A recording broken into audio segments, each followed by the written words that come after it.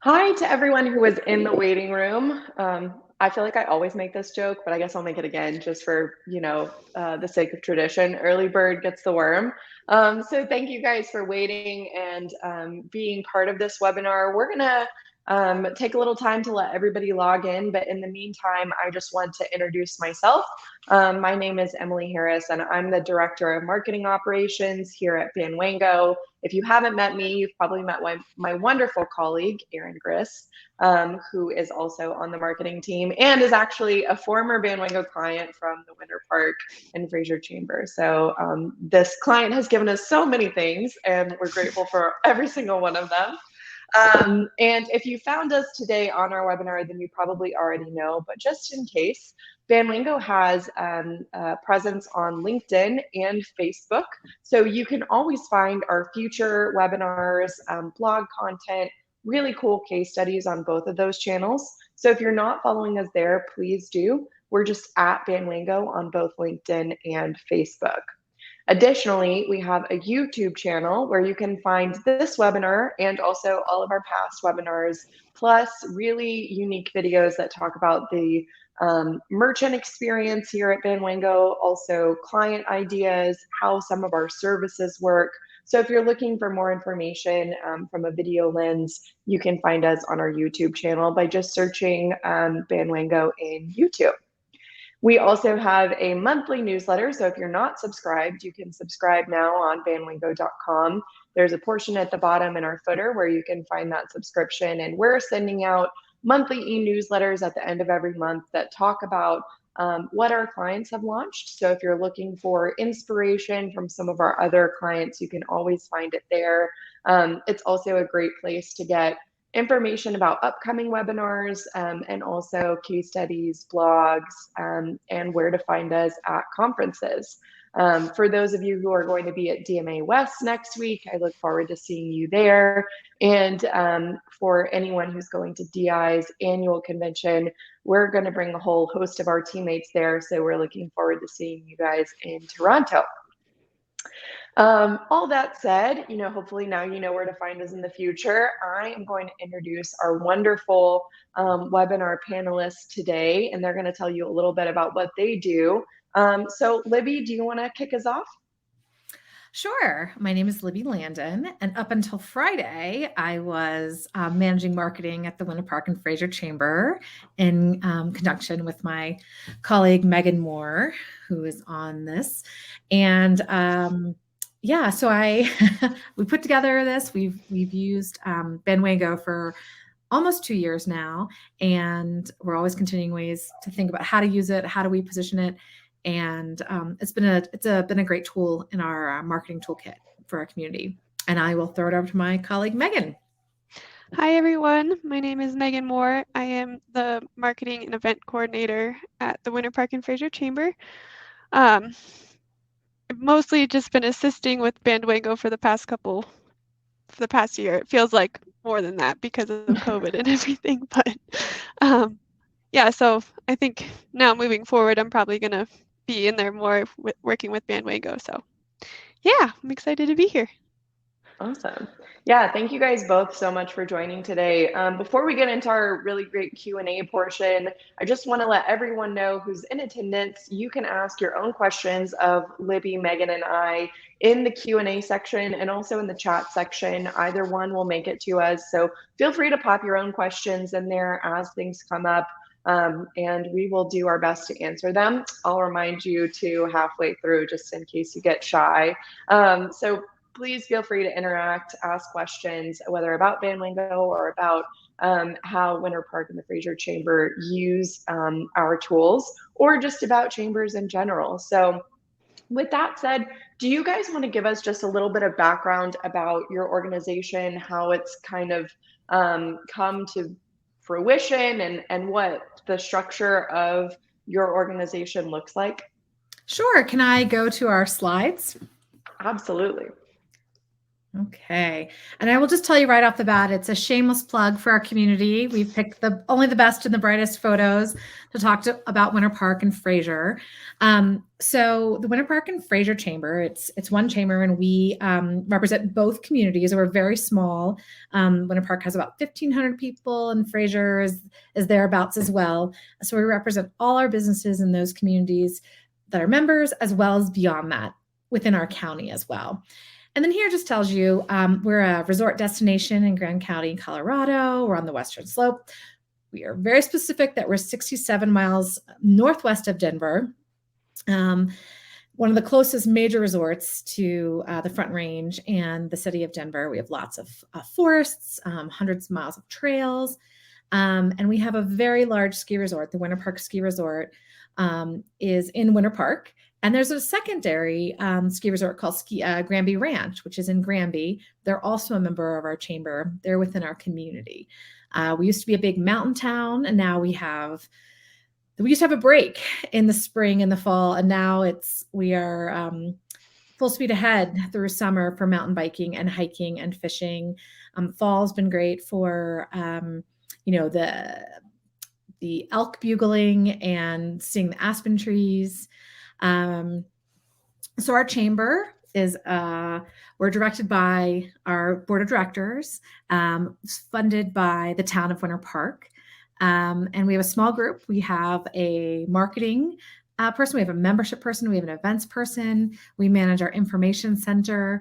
So that is our first line when we are interacting with the people coming into our community, is our information center.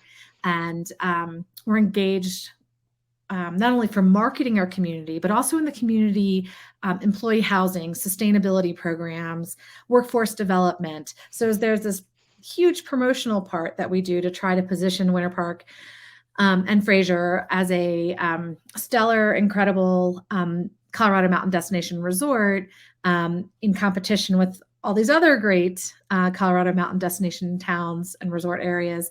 But then there's also the work of building our community, bringing in businesses, making sure our businesses have what they need to be successful businesses. This was never more apparent than during COVID times. We call them COVID times, where we were helping them with PPE loans, and we were bringing in insurance specialists so they could schedule one-on-one time with them to make sure that they were doing their paperwork correctly. And we really, really strongly believe it is the basis of do that our businesses are the fabric of our community, right? They bring in money, they support our full-time, part-time, and our visitors and our vacationers. They provide services and products, and so we have these two arms, and with the marketing arm, we have an agency that helps us, and we can talk about that later. But here's just some facts. We've been around since 1973. Right now we have about 350-ish business owners. And again, Winter Park, Fraser, Tabernash, throughout our county, quite frankly. And we're, our goal is to enhance the economic vitality of our area. And we do that through a lot of different ways. Megan, what did I forget? Please chime in because I can get on a roll. No, I think you did a great job explaining about what we do and who we support. And I think Bandwango has been a big supporter in all of that too in the past 2 years. So yes, we launched Bandwango during COVID, the summer of COVID, and we were like, we need to do something to engage the people who are still coming, a tool for our business members to promote their deals and discounts and services. And our agency was the one that recommended Bandwango. Yeah, I mean, I think what's really interesting about chambers of commerce in general, and really just all of Bandwango's clients, is the fundamental mission is usually how do you support local businesses? And I think that's really kind of the lens that we always look at it through. But can you guys talk a little bit about just you have a huge visitor economy, and how does that contribute to your local businesses or what you do to support local businesses in Winter Park? Sure. Yes, we put on our marketing hat, and sometimes we hear there's too many people. But our goal is to drive, and again, I think a lot of tourist destinations can relate to this. We want to bring the visitors here because we want them to buy in our shops and go to our restaurants and rent equipment and gear.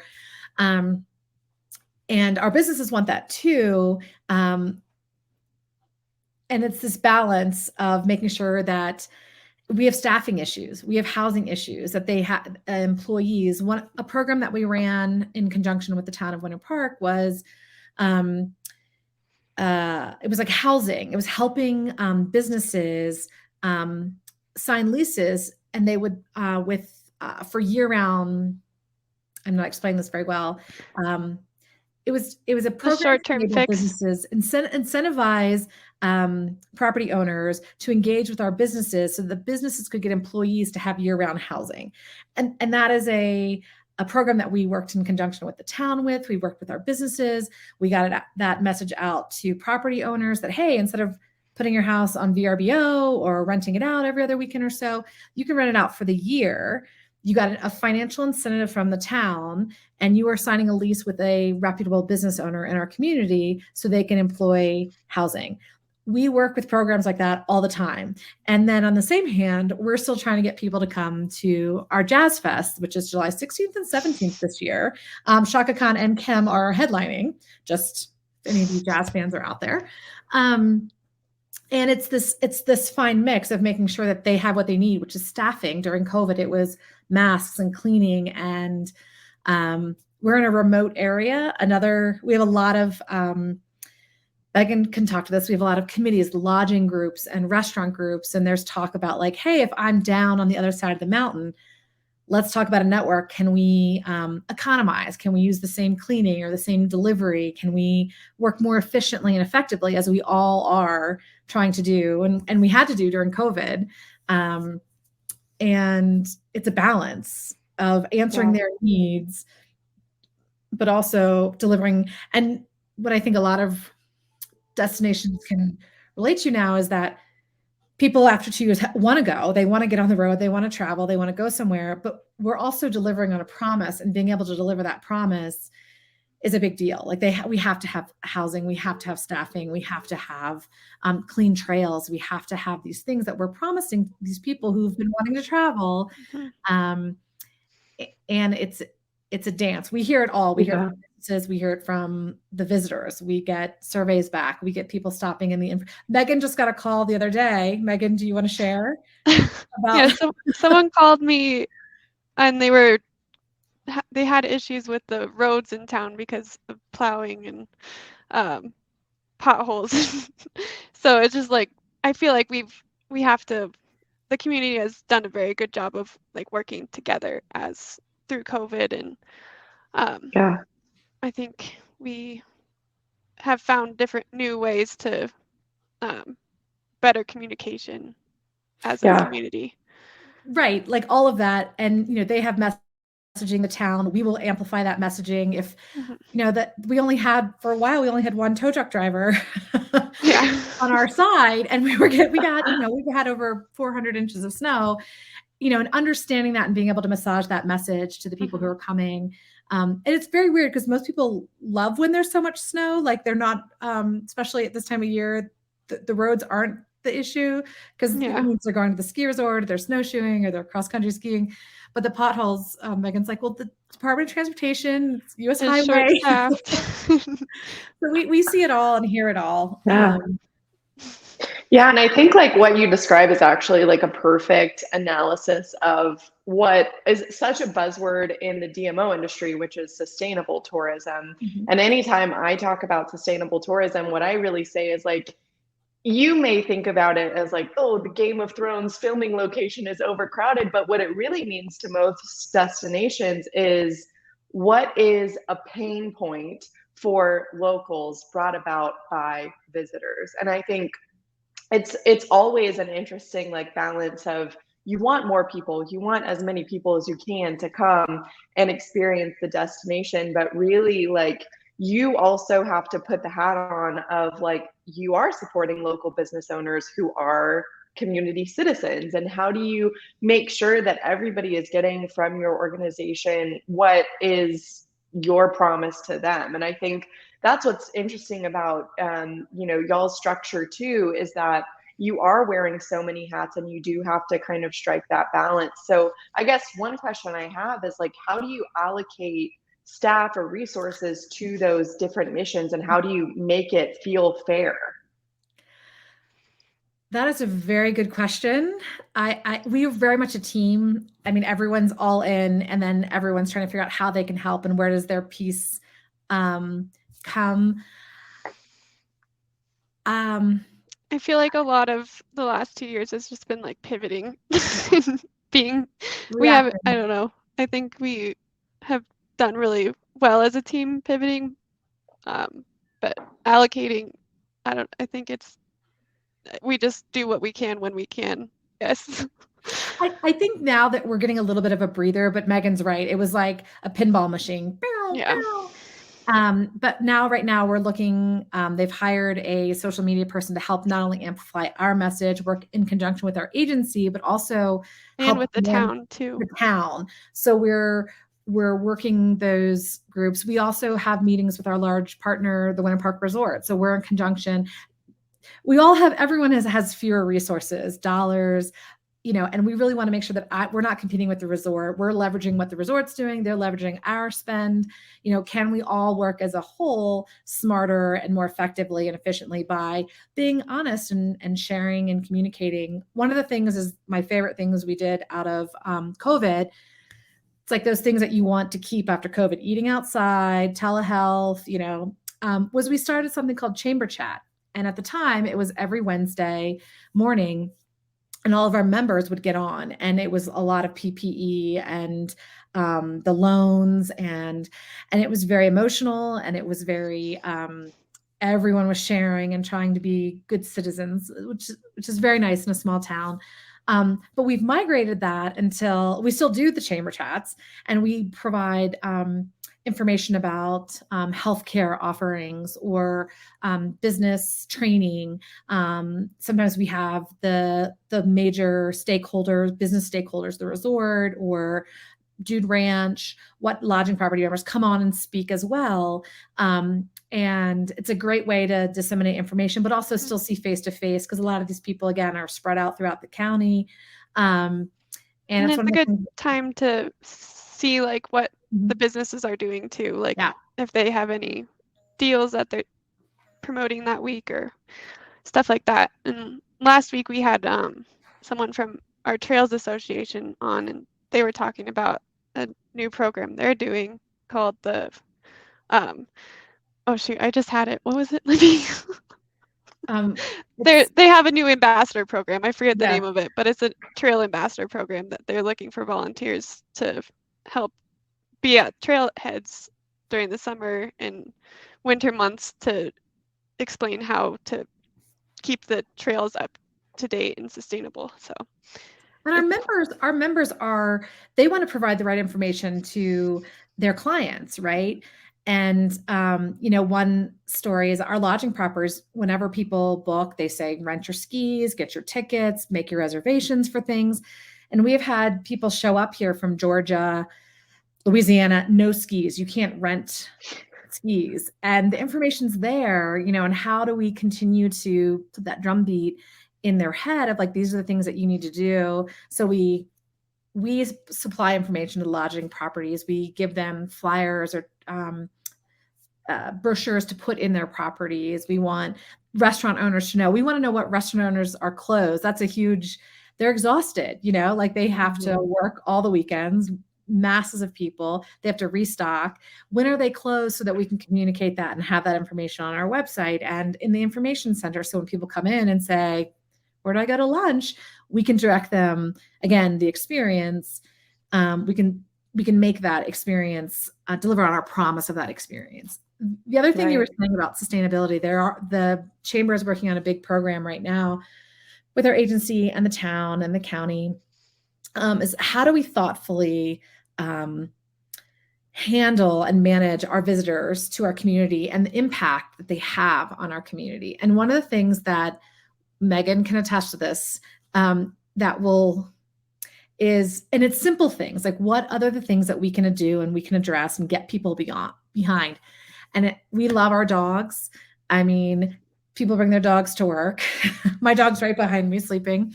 But poop bags at trailheads, you want to talk to a local and get them. You will just see the steam. It'll be like a cartoon, and the red goes up and the steam comes out of their ears because it's such a travesty. And it's one of those things that it's not that hard. We just need to be able to manage and message that better, because it is really detrimental to our trails, to the environment, to wildlife. And nobody thinks it's malicious. They see one and everyone thinks, oh, that's what you do. And then we're left with a huge problem. And there's things that on different levels of communicating other trails for people to visit, and incentivizing them to come at different times. People have different work schedules and work weeks and things to come up for Tuesday bike riding or Wednesday, fishing, whatever you want to call it. So we're spreading out the people throughout our community, so the impact is hopefully less. And they're looking at a bigger program to do that strategically, and with benchmarks, and be able to track that information. And because we are known for being, 500 miles, 600 miles of trails, and these incredible forests that we want to keep incredible for future generations. Yeah, for sure. And I think like one thing that you hit on here is like what we hear a lot of times from Bandwango clients is they have a need to move people, right? So like there's this one wonderful example from like a beach town that I always use, where they had done an impact study to see like, why are the ferry lines so long? Like, what is going on that the ferry lines are so long? And what they discovered was that people were going on this ferry because it was a free way to look at dolphins. And they were like, okay, well, there's a million other places on the island to see these dolphins. Like, let's not clog these ferry lines. And I think one thing about Bandwango is that it's a really good way to move people from a really high traffic area to a place that's less trafficked, or give them an alternative to something that they've always done. So you guys have like a few kind of trail focused initiatives. Do you guys want to talk about that really quickly? Just like how Bandwango has helped move people or showcases something that may be lesser known in your destination? Yeah, we called it Hungry Hikers, was our first pass that we launched, and then a Roman ride. So the Hungry Hikers was about hiking, trail hiking, and the Roman ride was bike riding. But we wanted to give the users ideas based on skill level. So if you're a beginner, you're an intermediate, you're an expert, what to expect, where to go. So we're spreading out the people throughout the community, because I think we all have our favorites, and they're easy to tell people where to go. There's a trailhead, and sometimes easy's maybe not the best. And we want to give people, there's some amazing trails out there a little bit farther, got to get a little bit up a little bit earlier to get a good spot or see the sunrise. But we wanted to give that information. So we had trail descriptions, we had coordinates posted, and people can go and read all of them, and then make an informed decision about where they want to go, how long they want to be hiking, where they want to be hiking, what do they want to see. And then the Roman ride, very similar, bike rides, and tips and tricks about like, which I think is really important that locals know, like where are the best places to park, or, dogs are allowed on these trails, but not these other trails, or only on leashes, or those very helpful things, as opposed to just like, it's a 4-mile out and back hike of an elevation gain of 700 feet. It's really like, it's great to go in the spring, early fall, because of the wildlife, or the flowers are blooming, or we have some locals who've been here a long time, who have great insight and take these trails the descriptions of the trails very seriously. And so we use those too. And then we launched a Snow and Go, which is really a bigger picture for the winter, and giving ideas for families. Are you an adrenaline junkie? Are you more chill and inside? To give them ideas of what they can do in our community. That's not all. Some people don't ski, believe it or not, in the wintertime. And there's other things they can do. that might not be the first thing that you think of when you come to Winter Park. And so it was a way to communicate to our members, to the deals and discounts that go on the back end of these. We offered it up to every member if they wanted to participate. And we can talk about it when we get to challenges, but it was interesting because I think when people are always presented with something new, there's this sort of assumed burden that, oh my God, it's going to be all this work, or oh, I have to think of another deal. And really we were like, you already offer Wednesday nights, half-hour wings, like just we'll put that in. And it was really just helping change the mindset of you already do a free glass of house wine with entrees, on weekends. We're going to put that in. And it's something that we can promote. You can promote. You're listed in these passes, so that when visitors, vacationers are looking at them, you're on top of their mind. Like they're seeing you again in restaurants. You're seeing, this is where I need to get my rental skis. And I think you guys, the Hungry Hikers Pass is like one of my favorite things, and really kind of like snowballed this entire a ton of other destinations that are Bandwango clients to kind of create these outdoor focus passes that also connect people to local businesses, or at least put into their minds like these are the things that you can do. So the Hungry Hikers is like one of my favorite examples, and also maybe because that was around the time that I started. I think today is actually my 2-year anniversary with Bandwingo, so feel free to send me gifts, anyone. But I love that example because I think it perfectly kind of coalesces this idea of visitor experience, but also local business support. And it's a perfect way to kind of put both of those hats on. But you also alluded to something else, which is a lot of times the content for these passes already exists somewhere. Your websites probably have described these trails a million times on listing pages or in blogs. And so one of the cool things that I think is like a connector for Bandwango is that a lot of times you're not starting from scratch when you're building a passport. You're starting with what content is already on our website, or how do we talk about these trails again and again. And it's really just about like working smarter when you're building these things. And I think that you alluded to that a little bit with local businesses too. It's really about how do you minimize your workload and use the resources that you already have to make something that's not necessarily brand new, but it's a brand new way to think about something that already exists. I just want to share an example. I was gone for a couple weeks in January, and I came back, and it was pivoting. That's our favorite word. We pivot because the state Colorado high school alpine and Nordic championships were at our local high school. And we were like, oh, this is fantastic. And we sort of got pulled in, and they wanted to do a dance on our stage, and they wanted to DJ and a photo booth, and we're, some fun stuff. Oh, we got to get a t-shirt and a bag and swag stuff. And we were like, a poster. And we were like, how do we communicate? And it's 500 athletes, 100 coaches, hundreds of kids, parents who are associated with their brother or sister skiing, cross-country skiing, coming to town. And we created a poster to welcome our Colorado high school state student athletes and family and friends.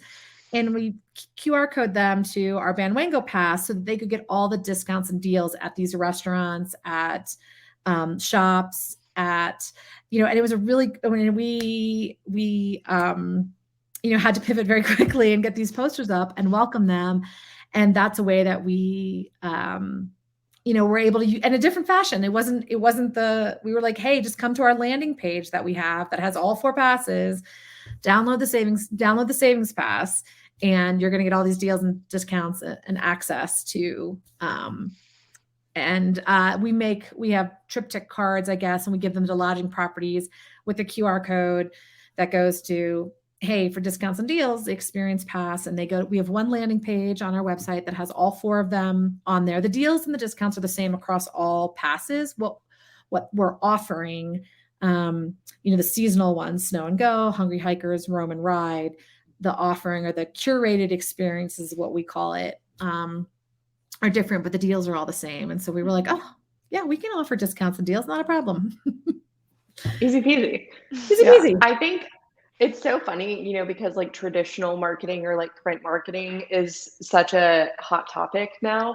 Always like, are you going to put print ads in a magazine? Are you going to, advertise here or there in a newspaper or something? But the thing I always tell people is like, people will still stop to look at posters, sandwich boards. People will still pick up pamphlets and brochures. So it is funny that like so much of print has shifted, but like that has stayed consistent. And now there's such an amazing opportunity with QR codes too, because not only are you pointing those people to the landing page and you can see how many people are going to the landing page from your Google Analytics, but you're going the extra step when there's a Bandwingo pass included, because now you're also capturing all of those people's information, and hey, they came here for this national championship, but we can always invite them back because now we have their information and we can retarget them. So yeah, that's a super interesting like component too of thinking ahead and using those opportunities to really reach people. So you mentioned one thing already, what you started doing during COVID that you wanted to continue to do, being those chamber chats. Is there anything else like that's kind of a COVID holdover that you really want to see continued?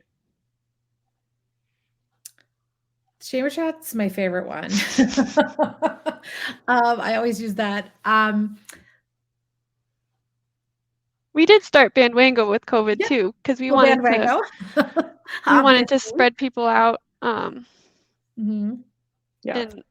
give them options without even having to come to the information center. Like we just had made posts on Facebook saying, hey, are you looking for things to do?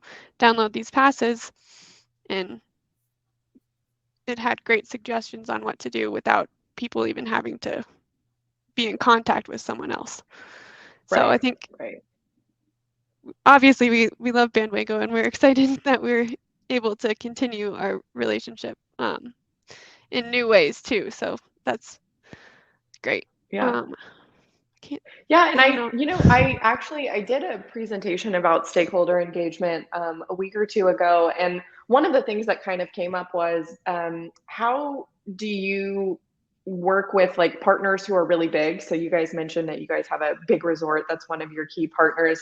How do you keep that relationship alive? How do you stay relevant to those stakeholders? Because sometimes there are stakeholders or partners who are so big that they're like, well, we don't need you. But then also stay relevant to like really small partners who maybe aren't as engaged because they are one staff member. So you mentioned kind of like the restaurateurs who are maybe a little bit more difficult to keep in touch with because they keep odd hours. Can you guys talk a little bit about like maybe how you manage those big local business relationships versus how you manage small local business relationships, or if there are different approaches to each of those things? I think Snow and Go is a really good pass when you talk about managing different organizations, because we have Winter Park Resort on that pass, but we also have the Tubing Hill down the street, and it's free. Yeah, different places to go cross country skiing and smaller businesses too. And they're all kind of like suggestions, because when people think of Winter Park, they automatically think of skiing, but we also want them to know that there's other things to do here too. So I think that that's a good example. Libby, do you? Yeah, no, I think that's good. I think I mentioned that we had twice monthly meetings with the resort, with the marketing to marketing team. Megan manages the lodging association group, so it's big lodging properties. And restaurant is in its infancy. We've had a couple of meetings because their schedules are, and they're so busy. But are there things, I think the last meeting we had two, was about how we can leverage. There were some discussions, some points, but I love when we get comments and concerns and questions from the restaurants that they want brought up on these calls. And it was about how can we better leverage, vendors or resources, or when people are over the other side of the mountain, because we're over the Continental Divide, we're a little challenging to get to. and sharing. And there's also a camaraderie. It helps build that community that we have when they talk about their staffing or issues with linens. I mean, they can go on, or what was it? It was avocados, Megan. What was, there was Yeah, there's avocado avocado shortage. shortage. Whoa. But that all that builds is support, and we're giving them an avenue to do it. And sometimes we just sit back and listen. And I love when the engagement goes this way and we're in the background, helping facilitate those relationships amongst themselves. Yeah. So I want to get into, really talking about your passports and your challenges and your goals for the future. But before we move on there, one, I want to remind everybody, if you have questions for Libby, Megan, or I, please feel free to put them in the Q&A or the chat. We would love to hear from you and get your feedback or questions or even challenges that are happening in your destination or organization that we can help brainstorm with you on. But before we move on and get really past specific, are there other organizations like yours that are really kind of supporting local businesses, both from the DMO side and the chamber side? And what kind of organization structure does it look like for you guys in the next 5 years? Is there ever going to be a time where you really split those and say, okay, this organization is focused on visitor specific and this organization is focused on local businesses? What's the kind of thought process behind this changing and evolving role of chambers of commerce and support of local businesses? That is a very good question. I don't know if we've, as an organization, looked that far. We are still recovering and like a pinball, we are still reacting to so much that's going. Last year, we put on, 13 concerts, numerous foot races, and we decided in May that that's what we were going to do. And it has been a record pace of going forward to do, implement, complete, be successful. And I don't think that we're such a small organization. I would say that that's probably another conversation for another year. We're still coming out of COVID and dealing with we've lost staff hasn't been rehired, the way that they're doing funding, there's a lot that has changed and impacted our organization. I would say that's something that our executive director and the town maybe and the agency discuss and talk and about. I still feel like we're in recovery. Megan, am I wrong? Or no, I think you're right. Recovery, I don't know if recovery is the right word, but we're still we haven't got our footing from what it's been like for the last 2 years. We never stopped. We never closed. We continued. Our focus just went to helping and supporting our member businesses, for the first year of COVID. Yeah. Yeah. It's so funny, COVID. It feels like someone told me the other day that they were on a plane and the person next to them took off their mask and was like, man, I'm so happy COVID's over. And my friend was like, what? It just feels like the curse that keeps on giving, just always pivoting, always changing. And I think that's so true of a lot of organizations, is that it's really difficult to look 5 years in the future when things are changing month to month to month. And, it's one of those things that the needs of, I think, members change constantly too. And I know that you guys, you've talked a little bit about your members. How do you manage dues in a time like this? Or how do you manage the promise of support and your offerings for members in this time where things are changing so much? Has that become a discussion point for you guys as you're looking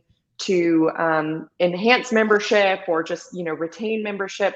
What has that looked like throughout COVID for your organization?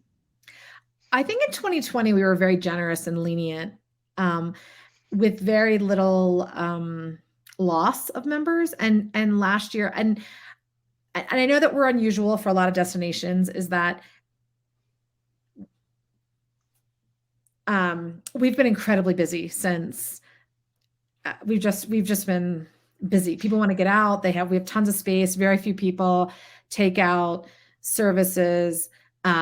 Even like the summer of Yeah. COVID, like 2020 was like very busy because Yeah. people were just trying to get outside and people could work from home, their second home that was up here. So there was just like a record number of people here, even with COVID.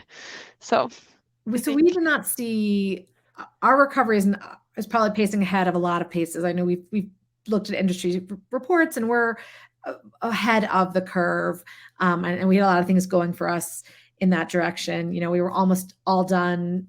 We were close to the end of the ski season when COVID hit in 2020. And then last year, the ski season didn't end until May 15th, which was too long, in my opinion.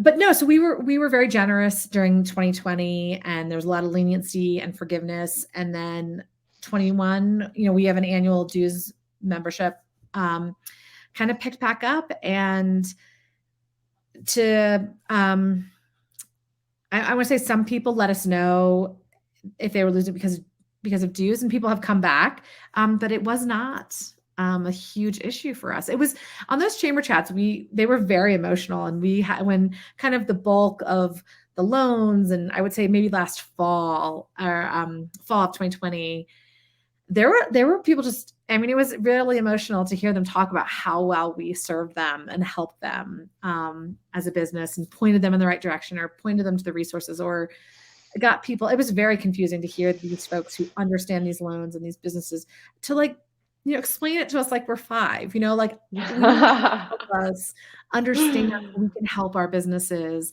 And we got the insurance counselors, and we had people who really specialize in that to help our business. And then it kind of took us out of it. You know, we just want to help facilitate our member businesses' success. And it was, so that was very heartwarming to hear people really talk about how that was so incredibly helpful during such a crazy time.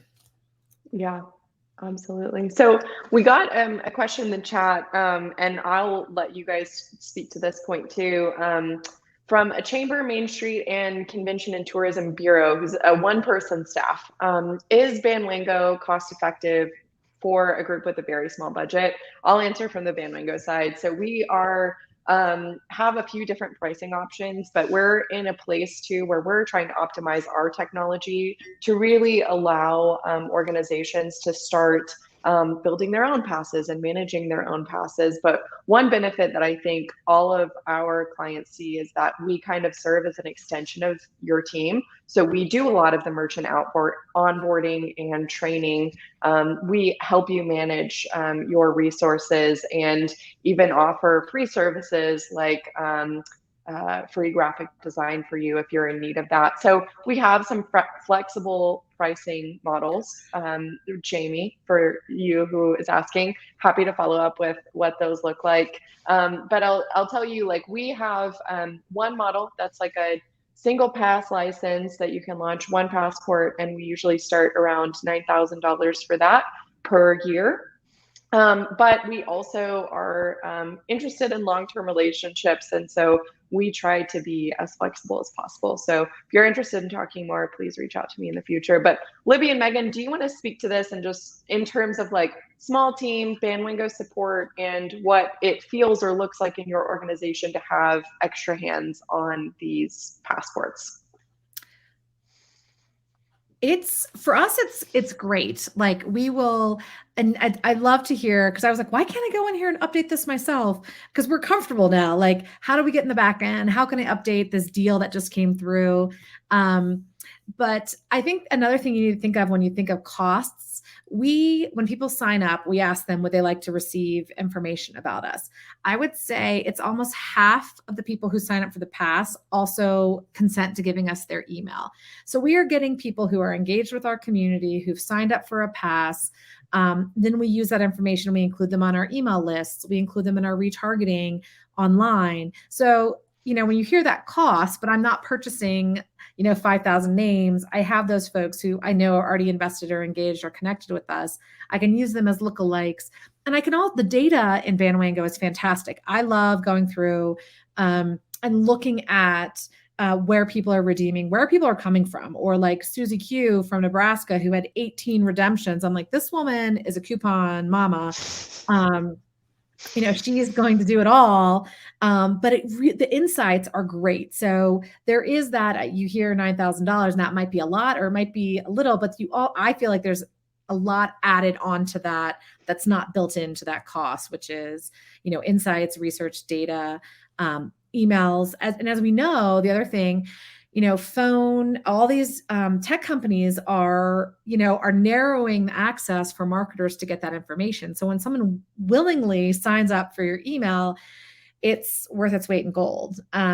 So we, every month or every 2 months, we send that information over to our agency who uses that information as lookalikes for how we're targeting people on the web. And then we send out leisure blast. There are bi-monthly emails that we send to folks who signed up and people who are interested in Winter Park. And we include those who've elected to receive information from us about how amazing Winter Park is. So I would factor that cost. And I think that I also appreciated that it's like a set fee, so when I call and we're like, this didn't upload right, or the deals are all off, and I'm dealing with my contact and they're just fixing it for us. And I'm not getting an invoice. Yeah.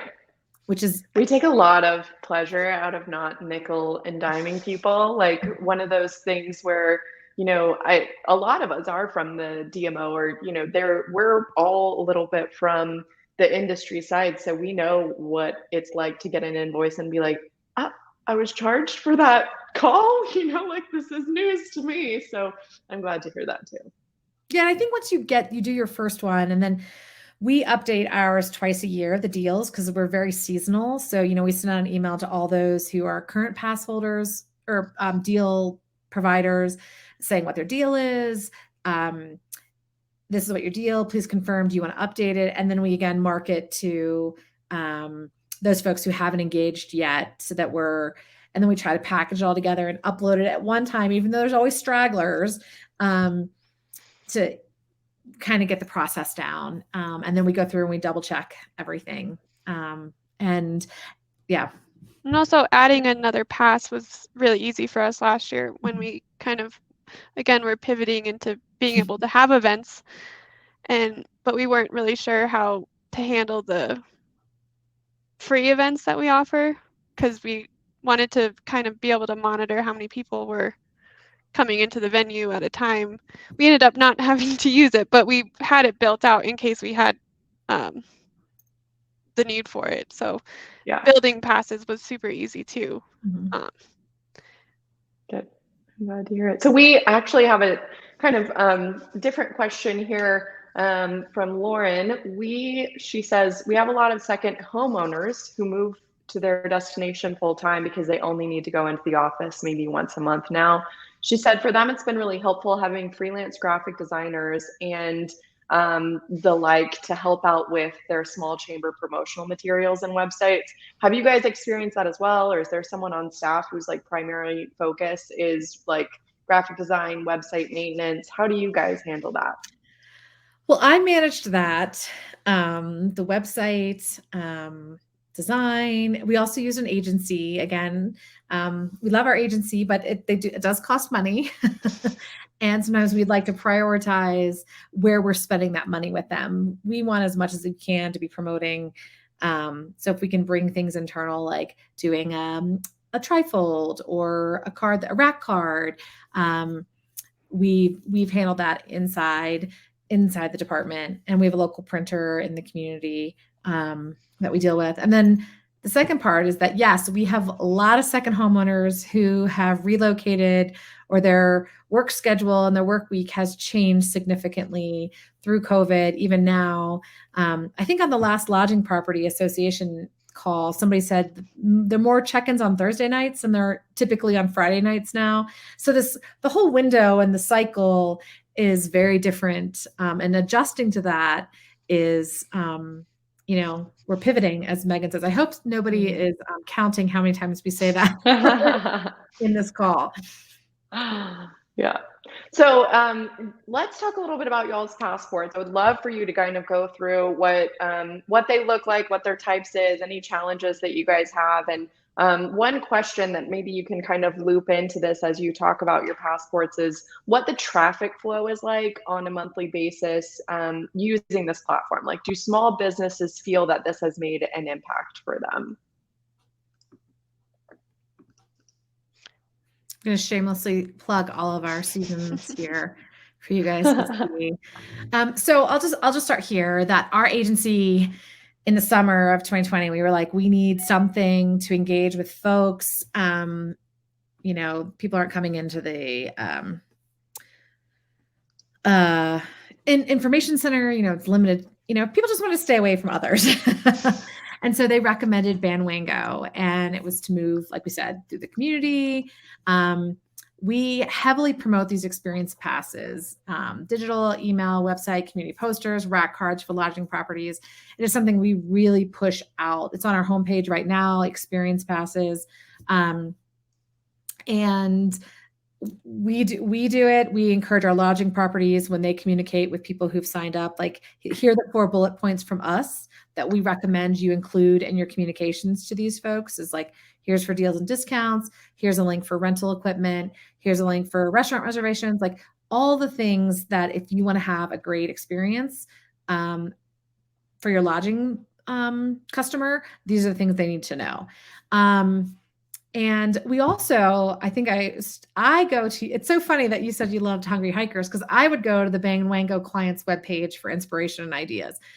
Even for just ideas of what you're doing. You've got a beer crawl here in Cleveland, and you've got this beach something in Florida. And it's just so interesting because you're in city versus, more resort destinations.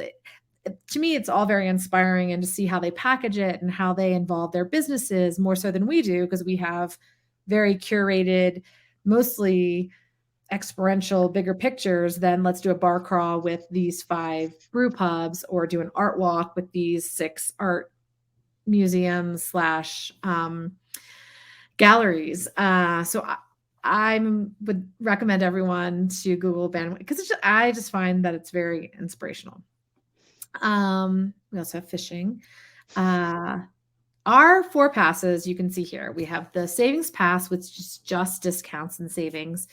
We have the Hungry Hikers Pass, which we talked about, is hiking. Snow and Go is those big winter experiences, everything from, indoor at the spa to, backcountry skiing to snowshoeing, tubing. And then we also have Roam and Ride passes.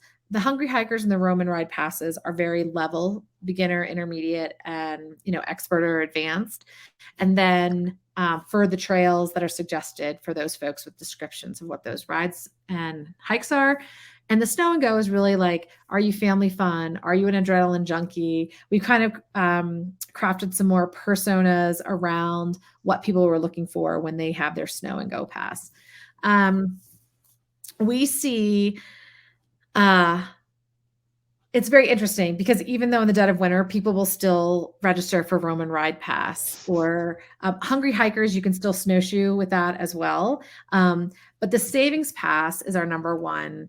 And what we found is when a lot of people will download 2, and it's always the Savings Pass. And then it's whatever their specialty of their season is that they have downloaded. Sometimes every now and again, you'll see someone who downloads all 4 of them.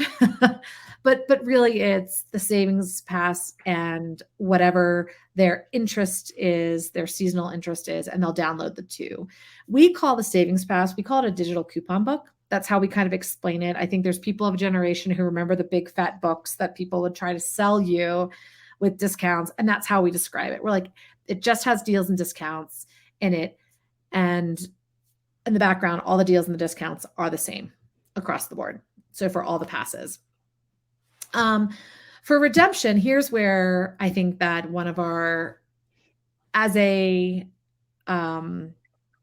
we want their information, we want their engagement. The redemptions aren't where I think not that we've struggled, but it hasn't been a focus for us. Because how many times we go out to eat all the time. We're like, we could have used that Dino's. And we live there. We could have Megan's laughing because we just had lunch there. We forgot to use the 10%, 15% discount on our end total. So But it's still getting people out, so even though they're not redeeming, they're still there. They're out. We're putting those businesses in front of them. But we had a lady who called. She had 6 people. She was at a rental ski place and she wasn't getting her discount. And it was, $8 a person. And she's like, what's going on? And it was on their end, training. I'm like, yes, you absolutely have it. And then she called back. She was very passionate about her discount. But she had 6 people, $8 per, 6 person is per person.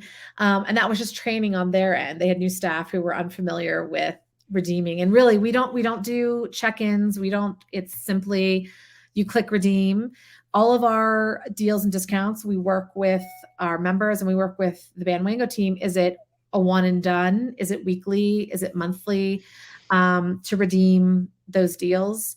And quite frankly, I think most of the people are tourists, visitors who are coming, and they're not going to be back. They're one and done regardless on a lot of those deals. Though I think most of our deals and discounts are refreshes weekly for, so if you're here for 2 weeks, you could go get your buy one, get one coffee. Some people are very strategic. So if they have 4 people in the family, the adults download it and they get a coffee and the son gets a coffee and the dad gets a coffee and they get 2 coffees for free. And I love it. I love all of that. I think it's great. Somebody's using the tool the way it's supposed to. We haven't had any pushback from our businesses.